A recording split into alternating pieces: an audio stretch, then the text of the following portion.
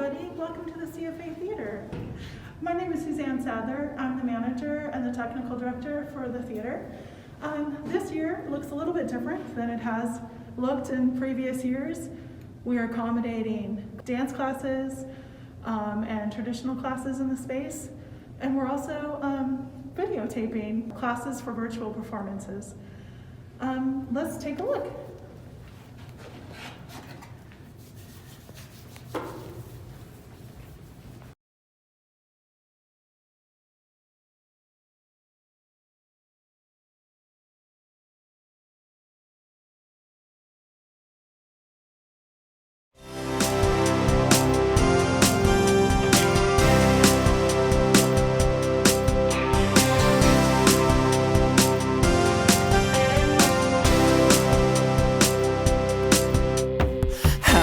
Joy are at it again. They've made some art and brought their friends. Made it for you. Now that you know, come and watch our show. When times are hard and days are long and you don't know what to do, why not take a little break? Enjoy what we've prepared for you.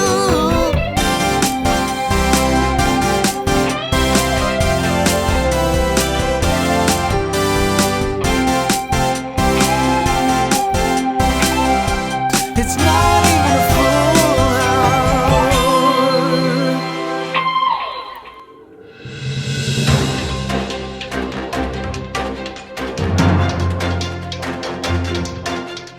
In a world where there are no more live performances, two sisters change course from creating things that could be art to things that could be investigative journalism. February 14th, 2020, Valentine's Day. Not just the day that Brenda Carmichael reports being disappointed by her husband's lack of acknowledgement of the obviously internationally known holiday. Perhaps gift-giving just isn't his love language, Brenda. But it's also the day that a group of artists report last having performed in front of a live, in-person audience. Who are they? Nicole Stanton and Jay Hogard of the Storied Places Project, Ian Berg of Subject Matter, Joy and Alexander Davis of the Davis Sisters, and special guest Deborah Goff of Scapegoat Garden. All were participating in a program called New England Dance on Tour, a curated evening of dance works produced by New England presenters, and being presented over the course of a year with tour stops including Williams College, Bates Dance Festival, Jacob's Pillow, the Dance Complex in Cambridge, Massachusetts, and the Center for the Arts at Wesleyan University. But something unexpected happened. On tonight's special limited edition exclusive premiere live streaming event, The Last Wednesday in Winter at Wesleyan, the Davis Sisters check in with these artists, reflect, and see what they're up to now. They even meet a few special guests along the way. Now, our first guest, Wesleyan University Center for the Arts Interim Director Jennifer Calianis. My name is Jennifer Calianis, and I'm the interim director at the Center for the Arts at Wesleyan University. I had the honor of joining the Wesleyan community for the first time, really, in the fall of 2019, when the Center for the Arts and the Wesleyan's Dance Department and New England Foundation for the Arts hosted a informational session on their new initiative, Regional Dance Development Initiative, RDDI. And during that time, the local community of artists, the campus community of artists were both discussing the arts ecology in New England, in particular for dance artists, and how we might support one another as peers, as partners, as institutions. And that during that time, that particular session, Deb Goff presented a beautiful, conversation about her research on nested arts ecologies, of which we are, all a part of. And I think this program exemplifies. I was not at Wesleyan on campus long before the pandemic began, and we left campus in early March. A year has passed since that time, and one of the first and last performances in the CFA theater that I experienced was New England Dance on Tour, which highlighted the work of the Davis sisters, of Ian Berg, Deb Goff, and Nicole Stanton. And Nicole Stanton in particular these artists are all extraordinary. And Nicole, at the time, during this performance, right, she was not only on faculty, but also the Dean of Arts and Humanities at Wesleyan. And in May, Nicole, working choreographer, extraordinary artist, educator, scholar, became the provost and vice president of academic affairs at Wesleyan University. And she did this during a pandemic and a national racial reckoning. And this was important for many reasons, but also signaled to me two things I think worth highlighting. One, Nicole's practice, pedagogy, approach as a choreographer really reflects the interdisciplinary nature of the work here on our campus. And I would say the work that many artists take in pursuing and sustaining a career in the arts in New England. Two, I think her leadership style as a choreographer, rooted in an embodied practice, is significant and has been significant for our community over the last year. So perhaps we look back a moment as we reflect on what's happened this year at her work, Storied Places, with our the chair of the music department, Jay Hogard, and her team of extraordinary artists. This first part, its scenes and dialogues will be inspired by the need to go.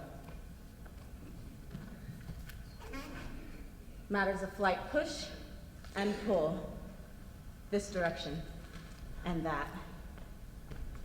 The flight of paper airplanes, gazing functions as an anchor.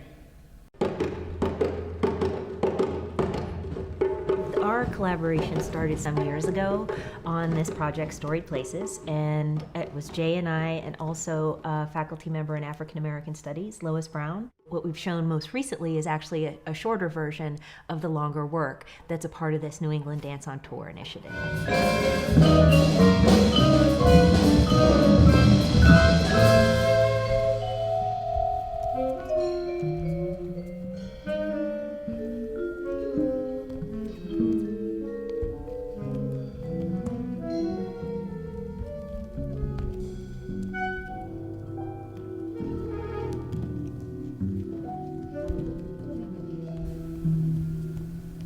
How do you spell north? N-O. Tell me why you stopped there. We were halted, redirected. Now you spell north for me. I got a right, you got a right, we got a right to the tree of love.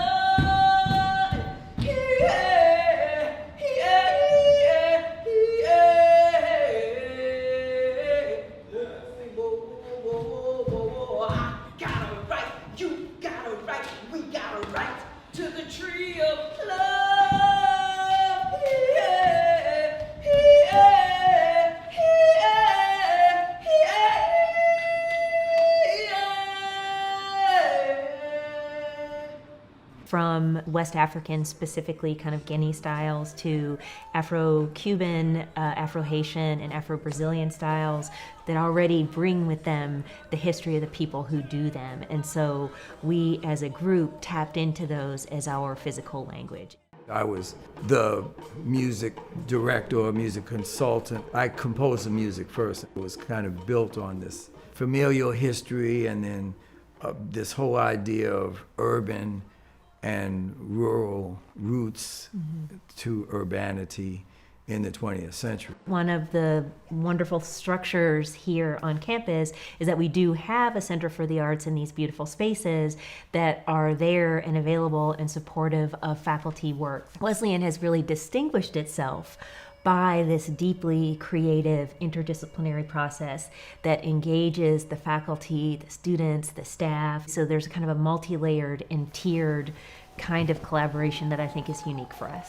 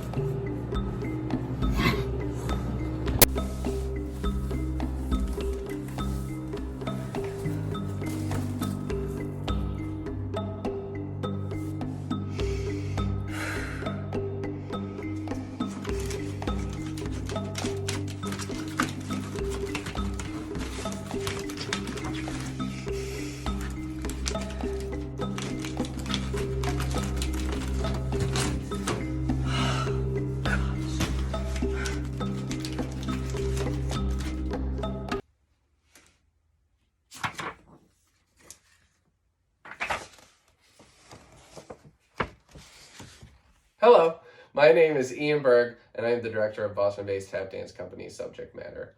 We were really thankful that the Davis Sisters and Wesleyan University have invited me to be a part of this little, like, where are they? A year later, what have they been doing? It's crazy to think that the last time that Subject Matter performed on stage is a year ago, over a year ago at this point, on Valentine's Day. And I keep remembering that it was Valentine's Day, or rather I keep remembering that it was February 14th because that is one of my favorite tap dancers, Gregory Hines' birthday. And I remember putting a lot of Gregory Hines references inside of the solos. There's a cat in the room. I've been thinking about and researching a new piece that is related to aquatic, and it's called We Fear for Your Life, and it's based on the, I think it's 1952 civil defense film Duck and Cover. There's a little melody that starts off the beginning with a turtle named Bert, and he sort of teaches you how to duck and cover under various objects if there's an imminent nuclear threat. There was a turtle by the name of Bert, and Bert the turtle was very alert. When danger threatened him, he never got hurt. He knew just what to do. Sort of interested in both of these pieces in the way in which fear and love are like sold to us. That's sort of our investigation. Choreography for this stage for me is sort of turning into this, like, it's always had an educational approach, which is in the tradition of Boston tap dance legends like Leon Collins.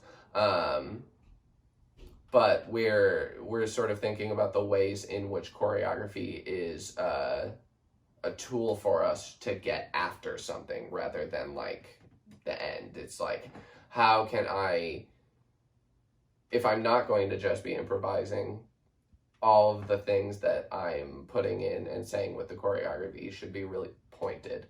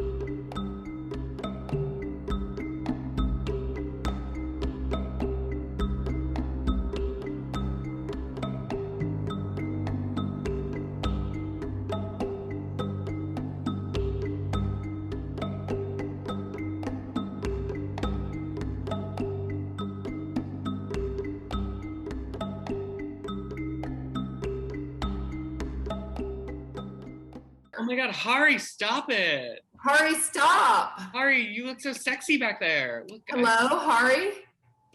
Hari. Ah!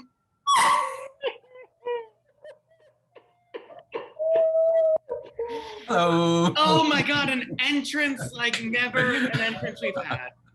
Skin was a very unique production for me. It was a mixed bill of 5 pieces. Each of the 5 pieces addressed issues which were very dear to me personally, which have completely affected my life. Gender, identity, sexuality, cultural appropriation, racism, homophobia, and looking at critical dance history in new ways. So the work addressed a range of different issues. Art is not convenient. Art is meant to disturb. Art is meant to provoke. Art is meant to make you uncomfortable.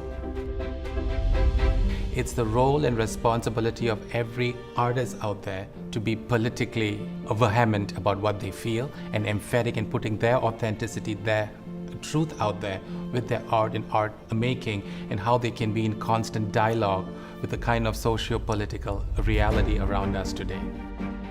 And as you know, dance is a very unique discipline.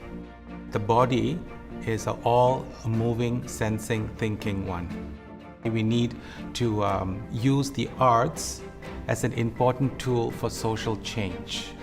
And I feel that the beauty of the thinking, moving body is in the center of that hope and transformation. Skin has taught me the ability to respect and acknowledge my lived life experiences and how I can make powerful art out of that. And the idea of seeking who we are as authentic selves continues to be a continuous journey.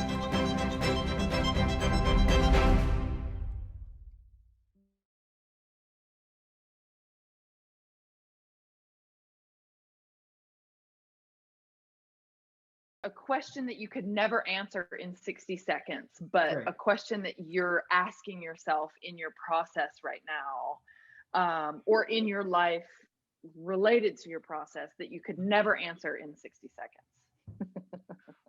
Oh, that's a really good question. So you're asking a question, but the answer is also a question. Yeah, I'm asking, like, what are you asking right now that you wouldn't even try to answer, especially in a short amount of time? How do you make a virtual piece?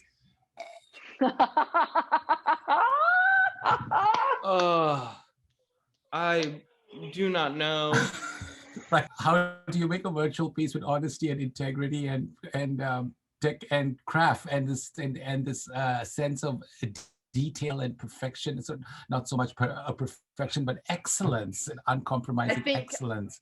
And how do you create that in really authentic ways without compromising who you are, and while using technology as a friend? Mm-hmm. And how do you create that same artistic experience, that artistic universe in a studio? How do you translate it as a virtual experience credibly and authentically? I grapple with that every day. I feel like we need Deb Goff in this conversation. I was just going to now. say, cue Deb Goff. My God, hi, Deb. Thank you so much for taking the time to chat with us, and thank you so much for having us at your show. That was thanks for being there. insanely generous and so meaningful, so thank you. Thank you. Prior to our all being locked in our houses, it had been an ongoing question. It was usually a question that most people somebody would always ask afterward, because we would usually like sit in a circle afterward. The audience was usually helping to rearrange furniture for each of the phases in here, and so we'd like set the chairs in a circle at the end and just be talking. And usually somebody would be like, "Could this be done somewhere else? Like it matters that it's here." And so that was always a question. And then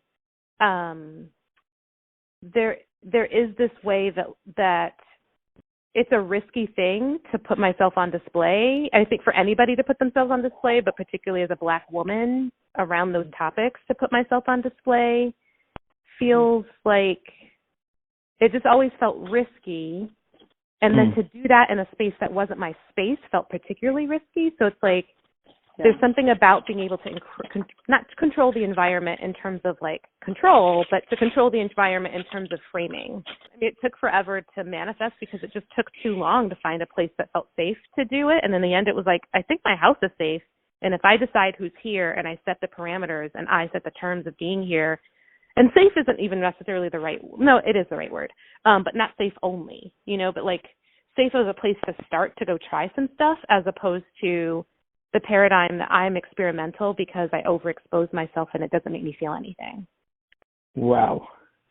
I think we can just like sit with that for a moment. That's truly like one of the most powerful statements of self-care I've actually ever heard. Well, here's something. The sacredness of that. And right now, while we're separated from each other's homes, like the spaces where we do feel comfort and gathering and friendship and kinship and familial, like for us to feel that we were in your home is not only already sacred, but it's sacred because of right now. And then that you transcended Zoom is like some next level shit. I think you make a virtual dance performance the same way you make an in-person one. Because first of all, I was not perceiving that as virtual, although I realize that there's some language around the virtual that maybe has more passability and magic than I'm quite ready to concede to. But at some point I was like, it's not virtual and it's totally live. It just is not in person. And at first it was like, okay, we're all going to get tested and we're coming over to your house on X date. And then I was like, actually, I think you're not supposed to be here because how the heck do we the last time you were here thinking about this piece, people were coming over to see it. How do we actually like see it and imagine it the way it will be seen and imagined in this like on-screen context if we don't start there? So I actually made people stay home and we had like the first few rehearsals on Zoom, which I hadn't been doing that in some other context yet at that point. So it's not like that was a way of operating, but thank God that's what we did because it meant we had to really be true to what was there. And it took a while, I think, to translate. There were a few rehearsals that Rich was like, wait, you're standing where now? Like, I can't picture it. And she kept trying to imagine the projections because there's like, Rich and I had mounted like 2 projectors in here. We've got LED lights mounted for like a live in-person performance. And so she kept trying to use those things. Like, where's the projection going? I'm like, what if we don't need the projection? Like, why would we be projecting on a wall when we can project on the Zoom wall? Like, right. So, right? Like, it was just like giving into the idea that Zoom was a space, that it wasn't an unfortunate place we were beholden to because we're stuck, but it's a place to be in. And we could actually indulge the site specificity of that space and learn what it can do and stop trying to make it do things it couldn't do. And choosing Zoom as opposed to other things because we didn't want to replicate. We wanted as much as possible not to replicate proscenium, which I feel like some of the other platforms do. Like even a webinar, like then I've now invisibilized all the guests, and that I wanted at least moments where we saw each other's faces or pretended we were. So yeah, I think it was just like being true to the platform and trying to imagine every time we got together, like, okay, they entered this, like trying to actually imagine what people would be experiencing, was kind of fun to do. Well, let's be in touch, Deb, and may the conversation continue. Absolutely. Yeah, thank you, so Deb. for doing this. Of course, thank you, and please let us know how we can support you in your work and all that good stuff.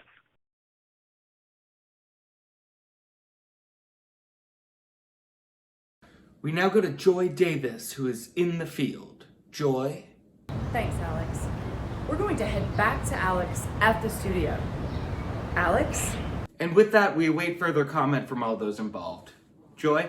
Sure does seem like it's not all puppies and rainbows until it is. Alex? Excellent, Joy. That Emmy is a sure thing. Back to you. Well, Alex, I have to say, sometimes that's just the way it goes. Back to you, Alex. It just goes to show, if you're not sure what to do next, follow your nose. Joy, back to you. And they were never heard from again. Alex? And you won't believe what happened next? Joy? And that is when it started to get interesting. Back to you, Alex. Thanks so much.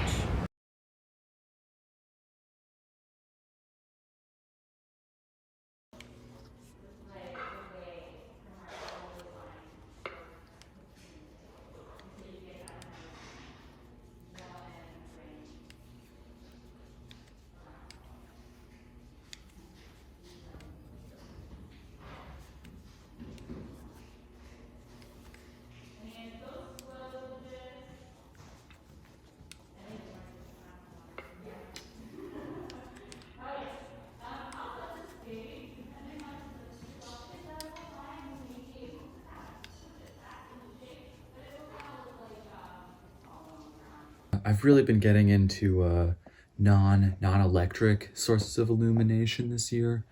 It's been a really personal journey.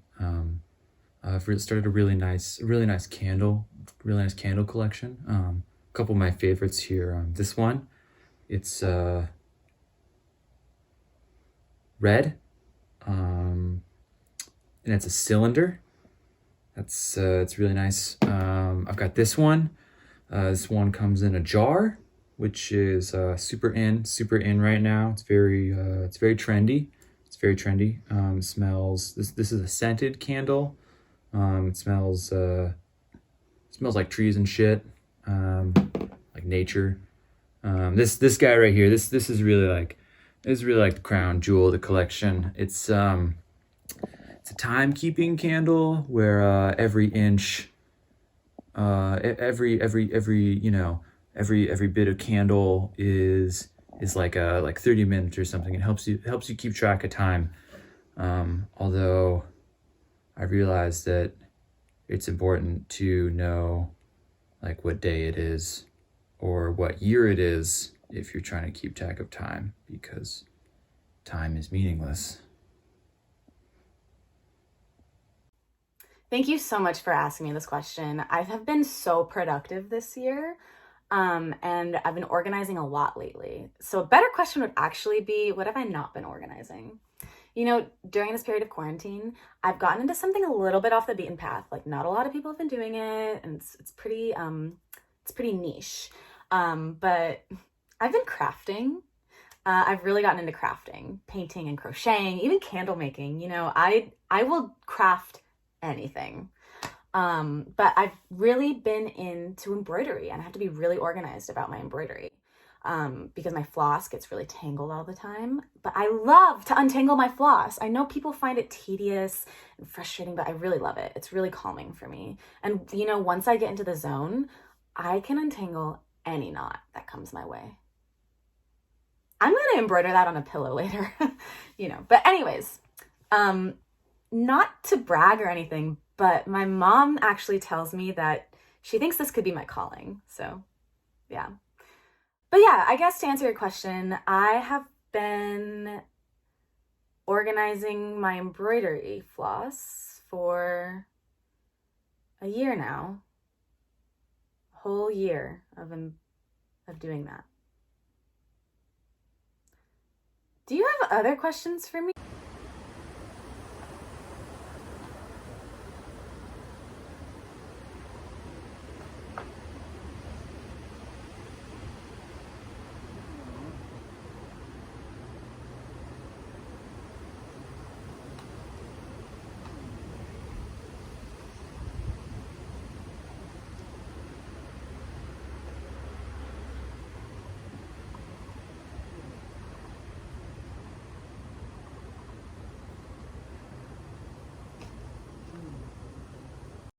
Our investigation took us in many different directions. We were most surprised to find that artists were not only working in spite of the pandemic, but they were working in light of it. Tonight, we leave you with Tamira Rivera. Tamira is a senior at Wesleyan who has taken her artistic practice outside of the studio and onto the campus at Wesleyan. Thank you for joining us, and thank you to the CFA for their part in helping us find all of these artists again. Particularly to Drew Gray and Jennifer Kalenis for their guidance throughout this process. Join us next time for the next thing that we do. It's The next yeah, the next, we don't know. We don't have like we have a plan. Like we have ideas. We've written some things down, but And yeah. there are some grant applications out that are under review. So, being an artist is a lot of fundraising, Yeah. You can go to Instagram and find us, Sisters Davis the THE. Or on our website, thedavissisters.com, which is also where you can go to learn more about all the artists that you saw tonight. We have information about them on our website. So Yeah, I'm just pulling up our website. I was just going to show you. It's optimized for mobile. Oh, it is. Yeah, no, it stacks. That's right. great. It is cool. But the show isn't over. Sorry. Yeah, don't go. Yeah, don't go. We still have a couple more. Well, we have Tamira, and then there's like some end credits and some messages, and then there's the thing after the credits. Yeah, the B-roll thing. Yeah, it's like bonus features. Yeah, extra. Yeah. It's like outtakes. It's like bloopers. Remember when movies had bloopers? Oh, gosh, bloopers. Wow. So good. Yeah. Okay. Tamira Rivera. Rivera. Cool. Thank you. Hi, I'm Tamira Rivera, a senior here at Wesleyan University. I double major in biology and environmental studies with a minor in dance. I also have interned with Forklift Dance Works for the past 3 years, which is a dance company who works with dancers you wouldn't normally think of as dancers, such as the essential workers here on campus, physical plant, and SMG workers. My senior project will be shining a light on the work that these essential workers do here on campus to keep the campus sustainable and running. I will also be showing their stories in the background. I also need you, the West community, to get involved. This can be in several ways. You can join our advisory committee, which is full of student, faculty, and staff, where we will all come together to have our voices heard, to set goals together, to make sure we are all working together to make this a hallmark of Wesleyan, where we appreciate our workers. I am Mario Torres. I work for Physical Plant and I work in the moving department. And I'm Dean Canalia. I'm in the plumbing department and been here for 21 years. So I guess we're looking at the Toolbox Committee, and we would definitely like to see more people involved. I've been doing this for 7 years. It's been quite the eye-opening experience. You get to meet many different people from different walks, and it's very important that we learn how to work together, and I think this committee would be the perfect forum to do that. Oh man, you said it all. Basically, you took everything. But it's a great way to meet new people, and basically we're here to help the students. And they can learn things from us, and if they need a favor, they reach out to us and we help them with that. Have a happy spring! And safe!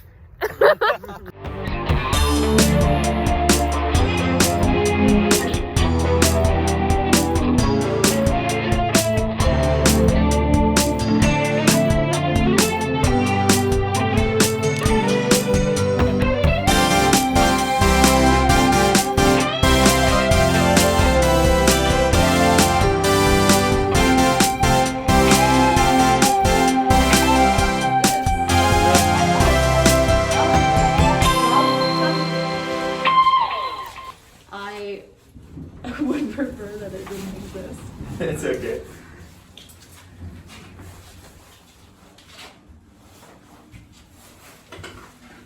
It looks like it's like not the building, like it's someone else's. Yeah, maybe. It's odd, so maybe it's art. It's art! I'm not in the mood for art right now. Fair. It's a nice ring lamp thing.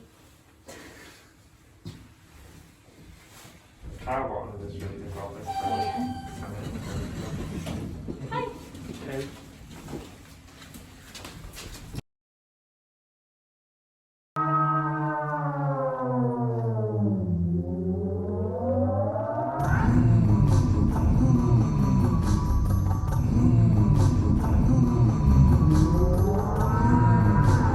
The Davis sisters, they like to get personal in their world. That was when you two got into a fight on the ferry because you have different needs in the morning. Remember, we were talking about how he likes to meditate and drink his coffee alone, and you'd rather like cuddle and talk about your day, so maybe you two aren't totally perfect. No, it's fine. I mean, that's why we travel. Like, we learn these kinds of things, and so we get... Right, like how you learn that you're both very hangry people, and so when you get hungry, you fight for no reason.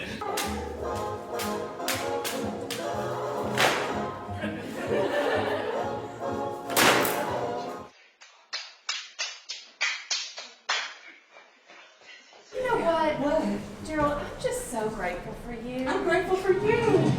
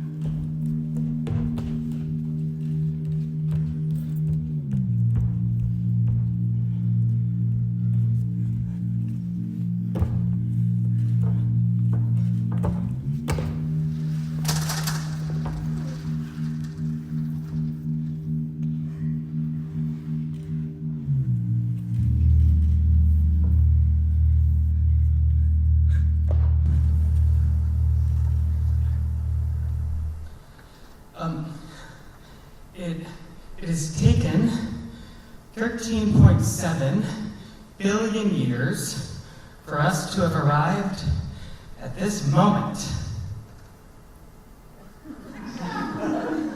2, a spectacular picture exhibited through an aperture and made more realistic by various illuminating devices. French diode through plus panorama.